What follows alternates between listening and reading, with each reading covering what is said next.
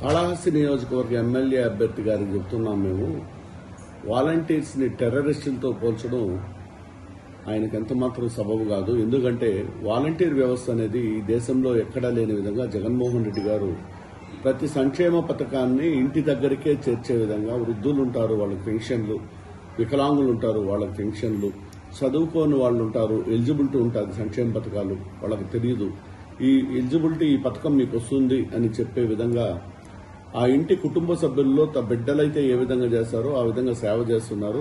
అటువంటి వాళ్ళని టెర్రరిస్టులు, స్లీపర్ సెల్స్ ఇట్లా నీచ పదజాలం వాడడం ఆయనకు ఎంతమాత్రం సబబు కాదు. రాజకీయ కుటుంబం నుంచి వచ్చిన వ్యక్తి ఇంత చీప్ గా బిహేవ్ చేస్తాడనటం చాలా దరిద్రంగా ఉంది ఆ మాటలు వినడానికి కూడా. మరొకసారి ఇటువంటి రిపీట్ అయితే అతని గురించి ఇంకా ఘోరంగా మాట్లాడాల్సిన అవసరం ఉంటుందని తెలియజేసుకుంటున్నాను.